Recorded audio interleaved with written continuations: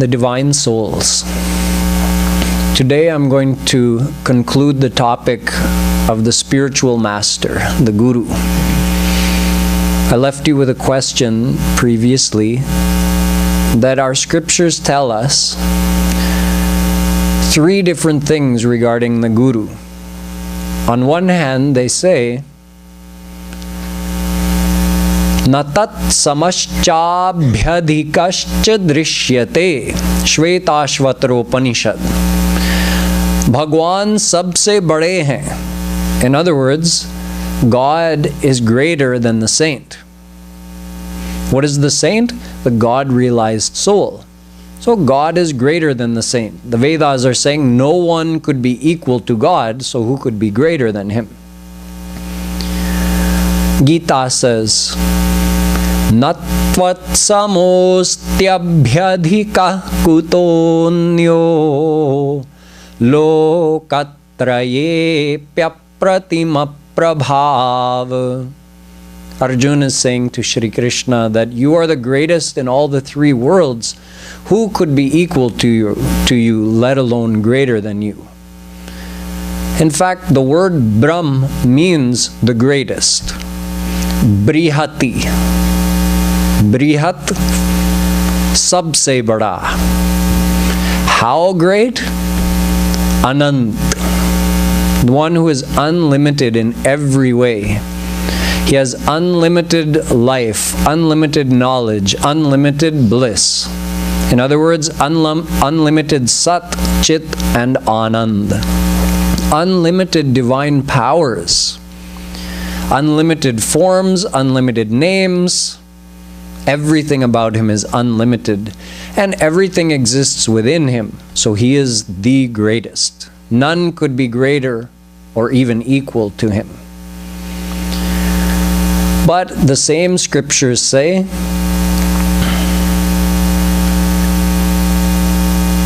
Tasminstadjane bheda bhavat. Narad Bhakti Darshan. Naradji is saying, after God realization, the saint and God are equal. Bheda bhavat. There is an abhav of bhed. In other words, there's no difference between God and the saint. They're equal. Veda also says, Brahmavid Brahmaiva Bhavati.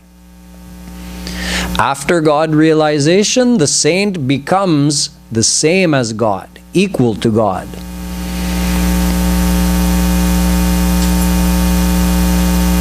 Ramayana also says, Janat tumahi hoi jai.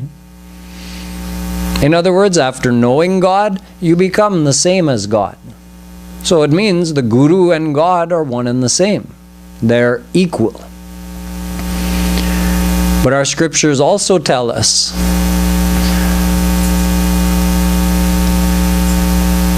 Guroh Tattvam Nasti Param. Vedavyasji writes, there could be no tattva greater than the Guru. So you see, Nasti Tattvam Guroh Param. Although we always say there are only three tattvas, God, Maya, and the souls, yet here Vedavyasji is saying, no, there's a fourth tattva, Guru Tattva. And that tattva is the greatest of all, and none could be greater than Guru Tattva. Ramayana also says, More man prabhu as vishvasa Ram te adhik Ram kardasa. Ram's das is greater than Ram. In other words, the God-realized saint is greater than God. So we find all three types of statements in our scriptures. In other words, God is greater, or the Guru is greater, or both are equal. Even in one single scripture, the Ramayana, it says, Jiva ki isha saman. How could soul compare to God? Another place in the Ramayana it says, Janat tumahi hoi jai. After you know God, you become equal to God. And at another place it says, More man prabhu asa vishwasa, ramate adhik ram kardasa. The saint is greater than God. So you find all three statements in one single scripture. Same thing in Vedas. Vedas are saying on one hand, Natat samascha bhyadhikascha drishyate. None could be greater than God. They also say, Yasya deve parabhaktir yatha deve tatha gurau. You should do the same devotion to Guru as you do to God. Veda is saying, the same bhakti you do to God, you should do to Guru, because both are equal. Brahmavid brahmaiva bhavati. And we also see statements that Guru is greater than God. So how can all three of these statements be correct? I'm going to explain to you now. Number one, you already understand. God is the greatest. That's what Brahm means. It means the greatest. Everything exists within Him and is dependent upon Him. So who could be greater to or even equal as God? No one could be. Everyone accepts this. What about God and the saint being equal? Well, upon God realization, God gives all of His divine power to the saint.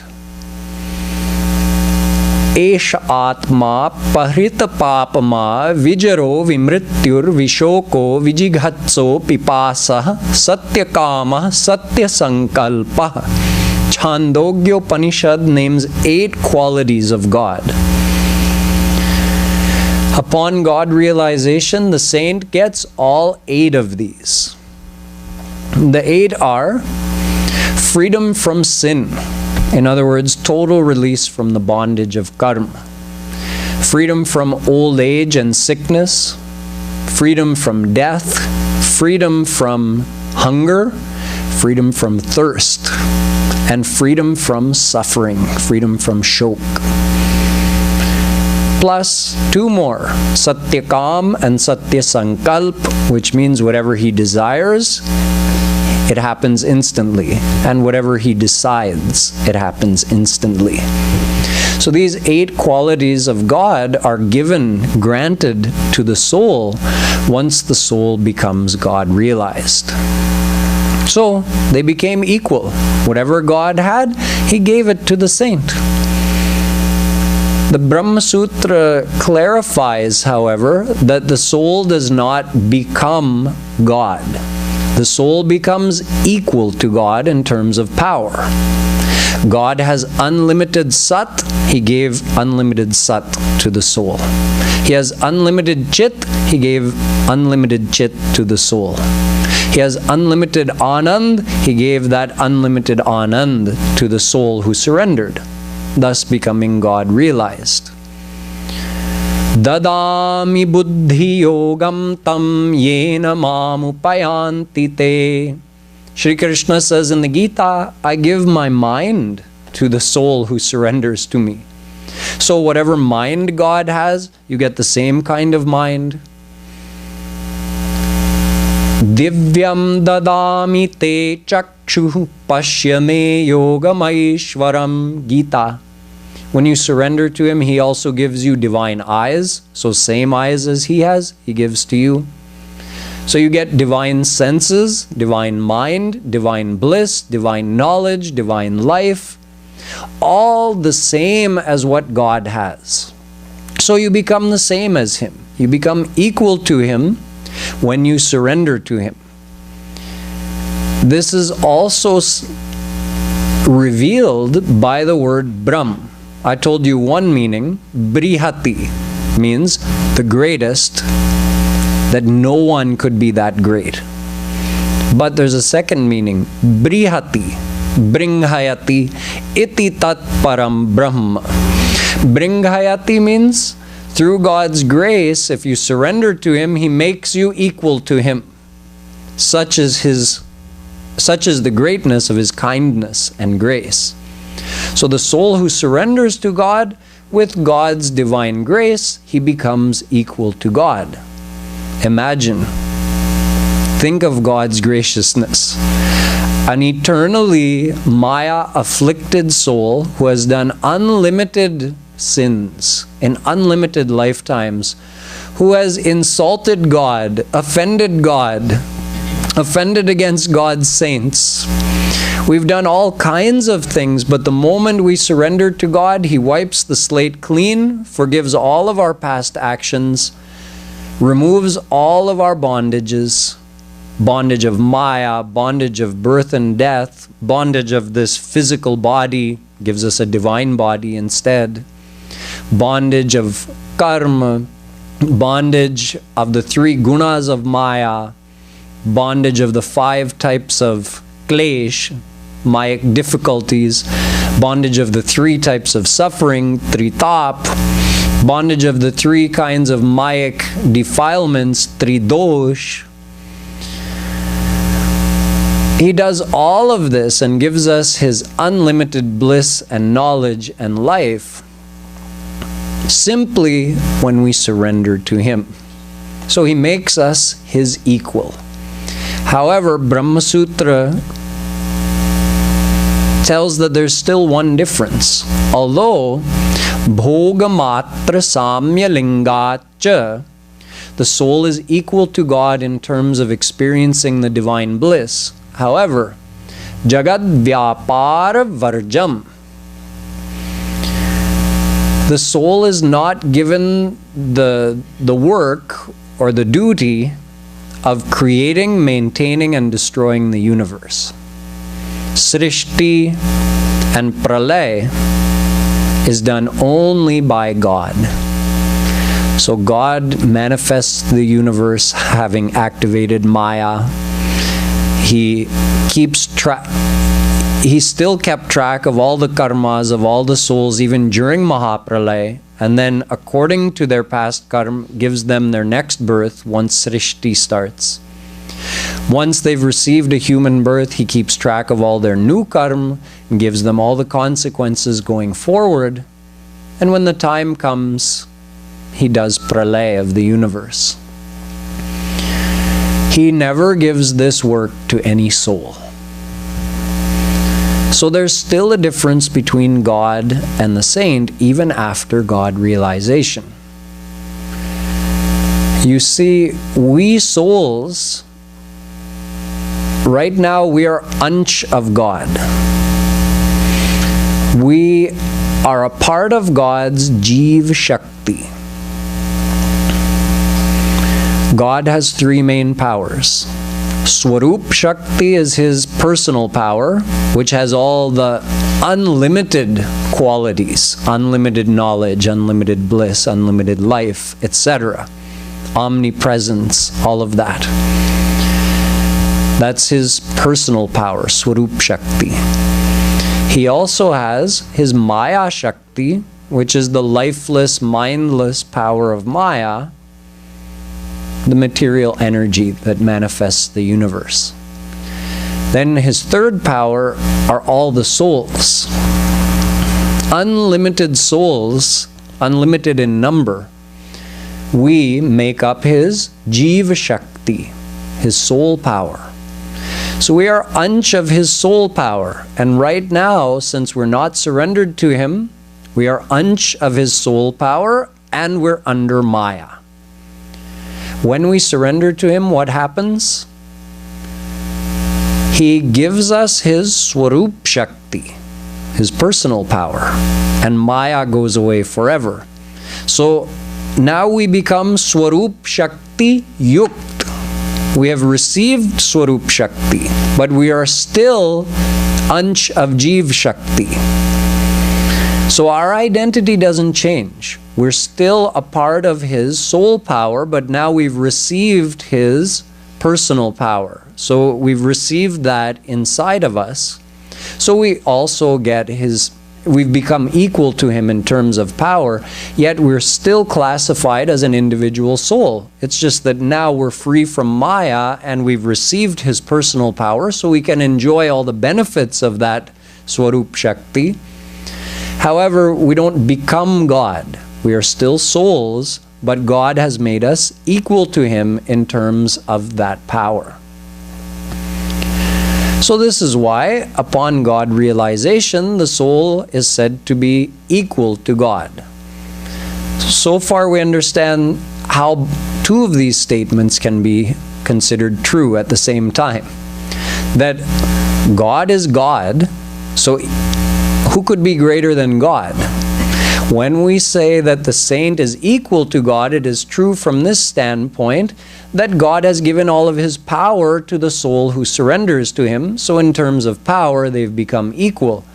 However, really the soul cannot be said to be equal to God, because how did the soul get that power? God gave it to him. The Atma, the soul, who surrenders to Paramatma, Supreme God, becomes a Mahatma. So it's only with the grace of God that the soul becomes equal to God.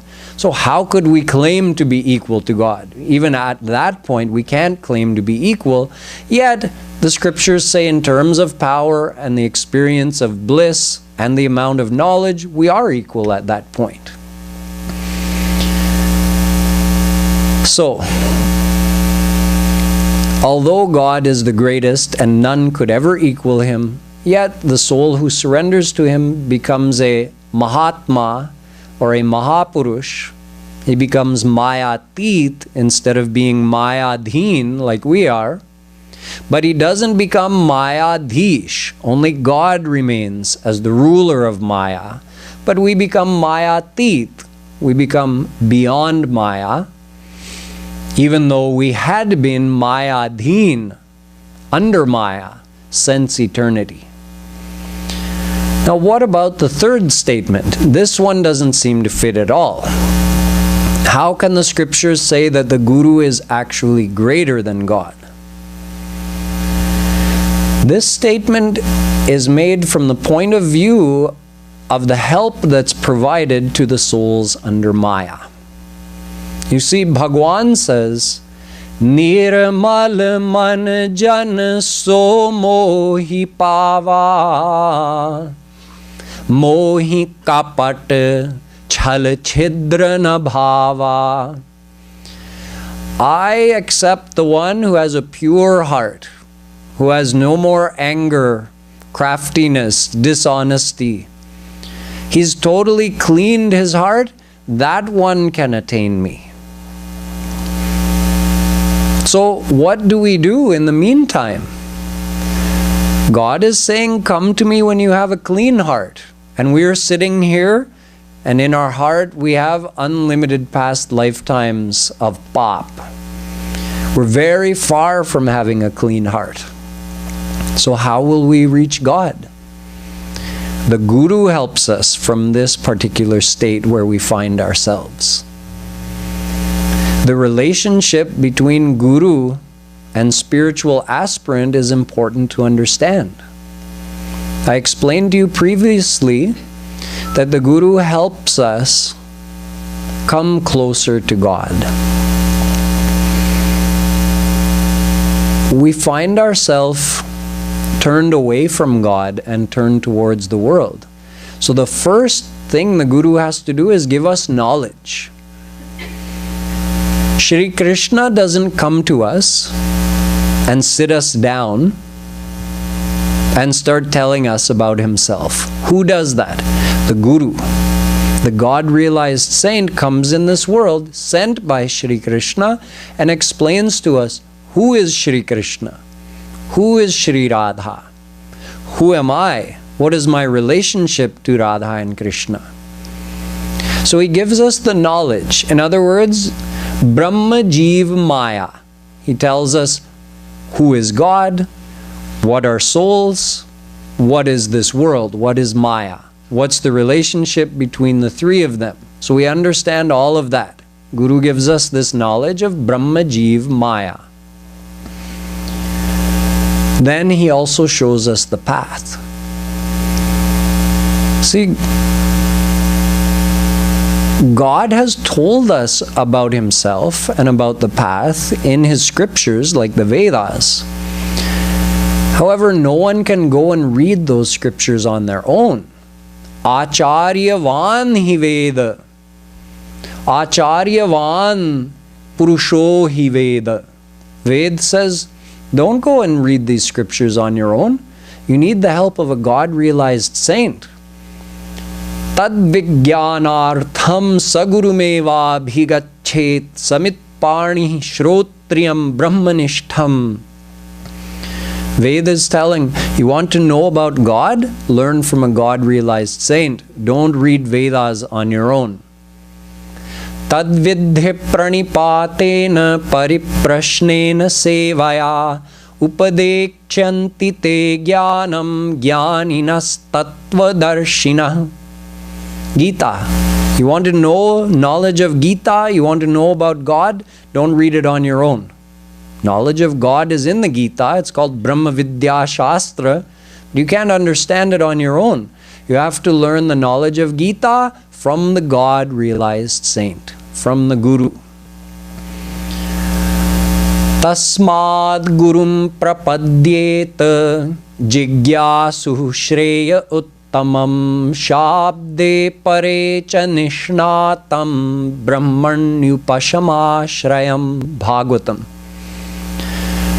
You want to know about God? Surrender to the God-realized saint, the Guru. Grinati jnanam iti guru, girati ajnanam iti guru, gumrauti iti guru. The word Guru means the one who gives knowledge. So we have to get the true knowledge, tattva jnana, from the God-realized saint. He dispels the ignorance. Girati ajnanam iti guruhu. He removes our doubts and our confusions. Krishna won't come to us and do that. He sends the Guru to do that. So how could we gain this knowledge? How could we know about any of this without the help of a God-realized saint? We would remain very far from God. After giving us this essential knowledge, Guru also shows us the path. How can we reach God? Receiving the knowledge is to make us understand the importance of finding God, but then we have to understand the path. What do I have to do? What is the sadhana through which I can reach God? Guru also has to explain that to us. You can call this shiksha. You have to receive these teachings from a God-realized saint. Nowadays, what do people do? They go to a guru and get a mantra. They call it mantra diksha. Do they get knowledge? No. Understanding about the path? No. They just receive a mantra. Guru tells the mantra in their ear. Kaan phookte hain. And they think, bas ho gaya, ab mantra mil gaya, now I'm guaranteed entrance to Golok or Vaikuntha. Guruji said he'll be waiting for me there at the gates, and when I die, now that I've received this mantra, there's guaranteed entrance. Kahan likha hai? Kis shastra mein likha hai? We're so quick to look for shortcuts. There's no such shortcut. There's a proper sadhana that has to be followed to purify the heart so it can be surrendered to God. Simply receiving a mantra from a guru does not result in anything in and of itself. The guru, the true diksha, you can say there's two kinds of diksha. There's initial diksha, where the guru has to explain the philosophy to you and explain the path. What do you have to do? Then you have to do it. You have to do devotion, do bhakti in order to purify your heart. Once the heart is fully purified, then what does Guru do? Then he gives you real diksha. What is real diksha? When your heart is 100% pure, he gives you that Swarup Shakti. See, I told you God gives it to you. That's correct because it's God's power, but it's actually received care of the Guru. Guru ke dwara milta hai. Kab? Jab antahkaran ki shuddhi ho jati hai. Only when the mind is fully purified can the Guru give that Swarup Shakti. Then Maya is, the effect of Maya is finished for you forever, and you receive all the divine benefits that I just described to you earlier in this speech. That is the real Diksha. It's a transfer of divine power which happens instantly the moment the devotee's heart is 100% pure. There's no delay from the Guru's side. But until the mind is 100% pure, the Guru cannot give that power. It's like if you haven't completed any of the wiring in your new house, you haven't put any of the bulbs, any of the switches, and you say to the powerhouse, oh, connect your power line to my house. I want light, I want electricity. What will the powerhouse say to you? First, you finish your work, finish the wiring, put all the fixtures and the light switches and fan switches and everything. Then I'll give my power. Before then, if I give my power, what's the use? In fact, in this case, if Guru were to give that Swarup Shakti, because it's an unlimited power, he can't give it into an impure material vessel, which is what our heart is at the moment. Our antahakaran is a material thing. So you can't receive a divine power into a material thing. Shri Kripalu Ji Maharaj always says, hum log bhasma ho jaye. We would be vaporized, turned to ash, if Guru were to just give that power. So we have to do our work first. Now imagine Guru's given us all the knowledge, told us the path, what we have to do in order to purify our heart. He's giving us all of that help. He's also gracing us to the extent we follow his instructions for how to do bhakti. He's also gracing us. An internal grace which helps to purify our heart and develop more desire for God and more bhav, more actual feelings of connection and love for God. You experience more of the sweetness of God's name and leelas and form when you meditate upon them. This is all due to the Guru's grace, which reveals this experience in the heart of a devotee. So he's doing all of that, but he can't give that Swarup Shakti until the heart is fully purified. Then Guru makes your heart divine and gives that Swarup Shakti. So you have a fit vessel in which you can receive that Swarup Shakti. That is Asali Diksha, that transfer of divine power at the time of God realization. So if someone receives a mantra and it's called Diksha, yet they haven't received God realization through that Diksha, it means they haven't received anything. First, you're supposed to receive teachings and follow those teachings and purify your heart. Then you get the real Diksha. Prem Dan, the transfer of that divine power into your heart. And after that, you become absolutely blissful forever. So if you received mantra Diksha from someone and you didn't receive unlimited bliss as a result, it means you didn't get anything. People have started using this as a kind of commercial activity nowadays.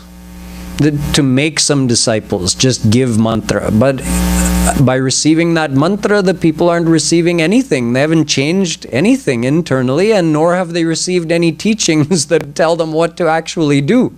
They think they just got the mantra, done, end of story.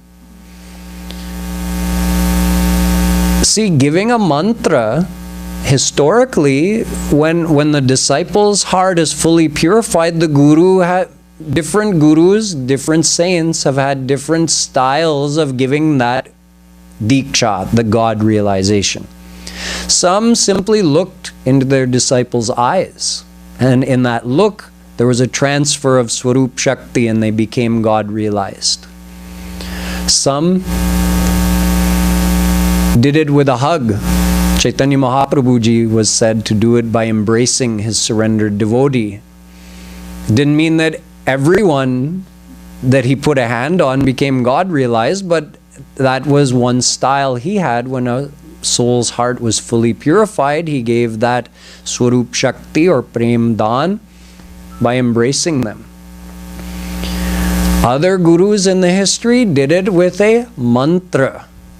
So they say, oh, there's power in this mantra. Yeah, it's the divine power the guru imbued in that mantra and gave it to the qualified soul, the fully surrendered disciple with 100% purified heart. He receives that mantra, and the power of that mantra makes him God realized. But if we haven't done all the fitting, wiring and everything in the house, where is Guru going to give that power? It's like the powerhouse would say, where am I going to give my electricity? You haven't done any of the wiring in your house yet. So Guru says, purify your heart first, then I can give this divine power. Otherwise, what would be the need for the existence of this whole universe? Guru could just make everyone God realized instantly, walk around putting his hand on people's heads or whispering mantras into the ears of unsuspecting strangers on the street, and they just become God realized and have no idea what happened to them. If a guru could do that, why wouldn't he? But he can't. We have to purify our heart first. So you see the role Guru plays. Gurur Brahma, Gurur Vishnur, Gurur Devo Maheshwara. Guru is Brahma because Brahma is the creator. So the Guru instigates a desire for God in the heart of his disciple, in the heart of someone who associates with him. So he starts something. You can say we all have a seed of bhakti in our heart. But in many people it's covered under so many layers of worldly attachments that it lies dormant. So Guru helps to sprout that seed of bhakti in the heart. So he's called Brahma, Gurur Brahma. He's also called Vishnu because Vishnu is the protector. So the Guru not only teaches us the path, but he helps us along the way and protects our progress. By gracing us internally, the Guru is actually protecting us so that we don't fall from the path during our bad days. When we're having a bad sanskar, the Guru protects what progress we've made so that we can pass through these days of bad sanskars, and when we start getting a good sanskar again, we again go further ahead. So the Guru is doing all of this for us. Some of it obvious to us, some of it behind the scenes, like the work he does to the extent of our surrender, he's able to reduce the effect of bad sanskars, increase the magnitude of good sanskars. He does all of this. So he is Vishnu. And he is Mahadev. He is Bhagwan Shankar, the destroyer.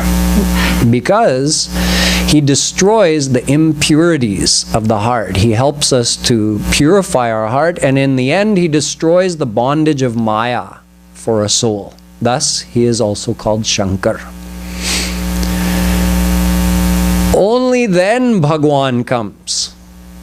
Imagine, Guru did so much work, and after all of that, Bhagwan comes. So the disciple may say, when Shri Krishna comes, Guru has done all this work, he finally becomes surrendered, he receives Swarup Shakti, then Shri Krishna comes to him. So he says, "Aap kaise aaye? Mere Guruji ne to sara kaam kiya hai." In other words, he teases Krishna that my Guruji did all the hard work, and now after it's all done, now you've come? Like a mother and father raise their daughter, get her educated, pay for everything, teach her all the skills, teach her how to behave properly.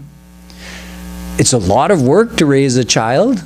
And when she's full grown and she knows and understands all of this, then some boy comes along of a marriageable age, takes her interview, says, okay, she passes, and then walks off with her after making 7 rounds of the fire. So in other words, the parents did all the hard work and the husband reaps the benefit. So Shri Krishna lets Guruji do all the hard work. He says, Nirmal man chahiye mujhe. Whoever doesn't have a pure heart, whoever has an impure heart, you go to Guru. Once the Guru has cleaned up all that mess, then I'll come to you. Now this is just a sweet way of taunting Shri Krishna. It's actually only through his grace that the Guru comes to us. However, because it is in this form that Krishna is gracing us, through the Guru, he's gracing the fallen soul to become purified and become qualified to meet Shri Krishna. Since it is the Guru who does all of that work for us, thus, Guru Govind do khare kaake lagon paayam balihari Guru Dev ki jin Govind diyo lakhayam. The devotee says, both Shri Krishna and my Guruji have come to me at the same time, so to whom should I do pranam first? He says, I choose to do pranam to my Guruji first because it is only through his grace that I got the divine vision of Shri Krishna. So I pranam to him first and then to Shri Krishna. This is why our scriptures in some places say that Guru is greater than God, because according to the self-interest of those souls under the bondage of Maya, Guru is more useful to us at this stage. Thus, for us, Guru is greater than God. Although not from a power standpoint, because Guru and God have equal amount of power, but from the point of view of the Guru helping us to reach God at this particular stage, the importance of the Guru is greater for us. However, in the Bhagavatam, Shri Krishna says, all 3 of these statements are wrong.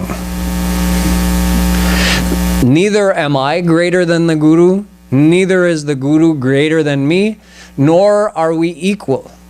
Because those 3 things are only possible if you have 2 separate entities. If you have 2 things, then you can say, okay, is one bigger or the other bigger, or are they both equal? Shri Krishna says, Acharyam mam vijaniyat.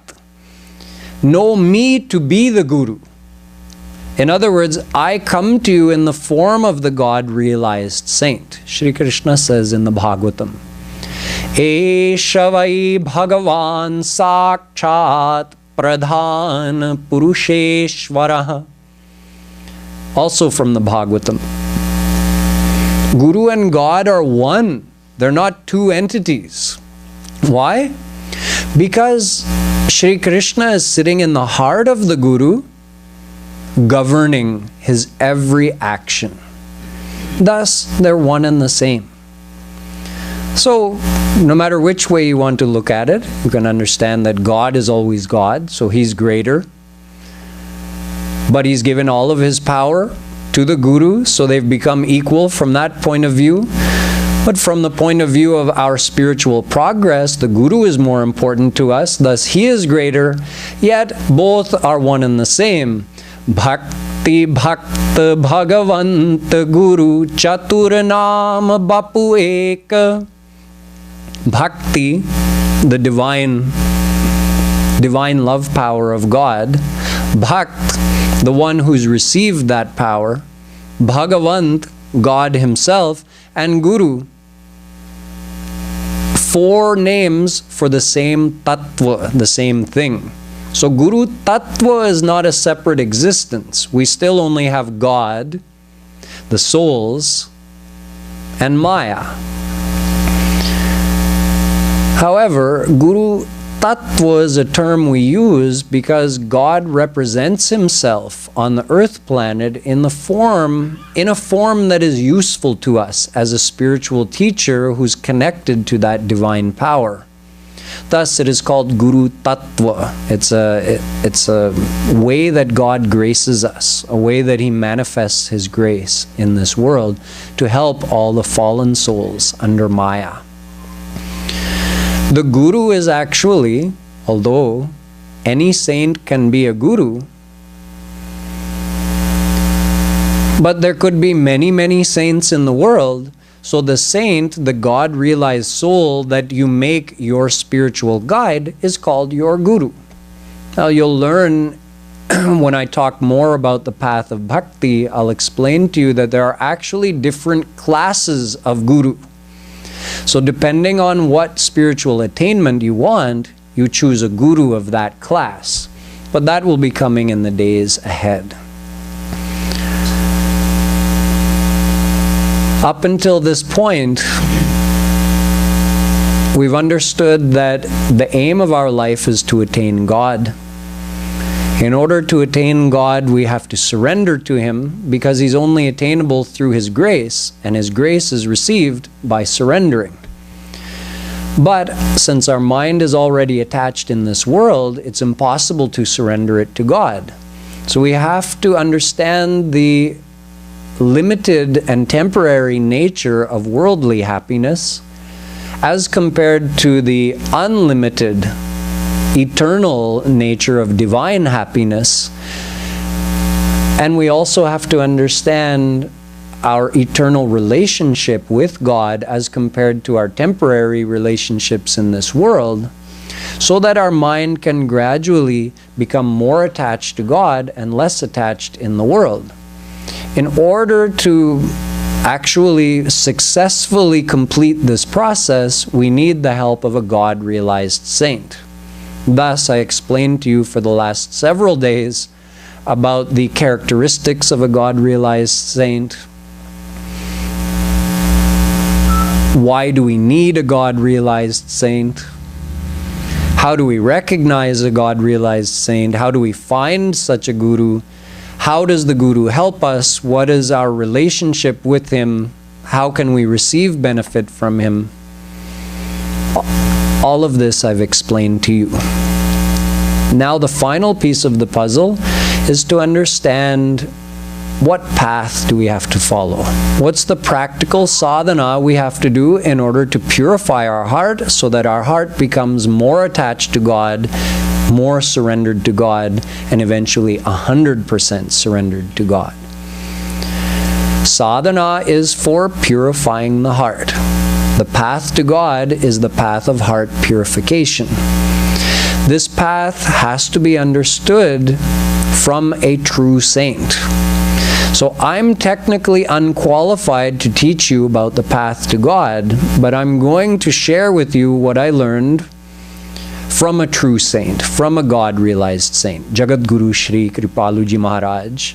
So what he taught about the 3 paths to God, karma, jnana, and bhakti, I'll begin explaining to you from tomorrow so that you can know exactly what practically you have to do on a daily basis in order to attain God in this life. Boliye Vrindavan Bihari Lal Ki.